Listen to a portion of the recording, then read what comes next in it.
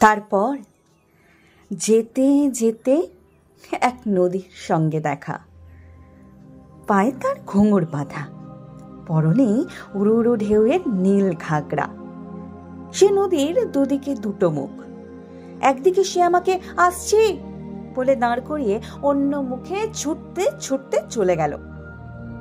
আর যেতে যেতে বুঝিয়ে দিল, আমি অমনি করে আসি, অমনি করেই যাই। বুঝিয়ে দিল, আমি থেকেও নেই, না থেকেও আছি। আমার কাঁধের ওপর হাত রাখলো সময়। তারপর কানের কাছে ফিসফিস করে বলল, দেখলে, কাণ্ডটা দেখলে? আমি কিন্তু কখনো তোমাকে ছেড়ে থাকি না। তার কথা শুনে হাতের মুঠোটা খুললাম। কাল রাত্রির বাসি ফুলগুলি সত্যি শুকিয়ে কাঠ হয়ে গেছে।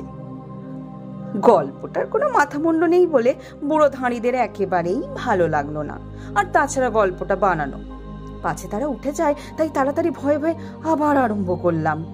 তারপর যেতে যেতে যেতে দেখি বনের মধ্যে আলো জ্বালা প্রকাণ্ড এক শহর। সেখানে কাঁকা করছে বাড়ি, আর সিঁড়িগুলোর সব যেন স্বর্গে উঠে গেছে। তারই একটাতে দেখি চুল এলো করে বসে আছে এক পরমা সুন্দরী রাজকন্যা। লোকগুলো চোখ চকচক করে উঠল। তাদের চোখে চোখ রেখে আমি বলতে লাগলাম। তারপর সেই রাজকন্যা আমার আঙুলে আঙুল জড়ালো। আমি তাকে আস্তে আস্তে বললাম, তুমি আশা, তুমি আমার জীবন। শুনে সে বলল, এতদিন তোমার জন্যই আমি হাঁ করে বসে আছি। বুড়ো ধাড়িরা আগ্রহে উঠে বসে জিজ্ঞেস করলো, তারপর? ব্যাপারটা তাদের মাথায় যাতে ঢোকে তার জন্য ধোয়ায় ধোয়াকার হয়ে মিলিয়ে যেতে যেতে আমি বললাম, তারপর কি বলবো, সেই রাক্ষসী আমাকে খেলো।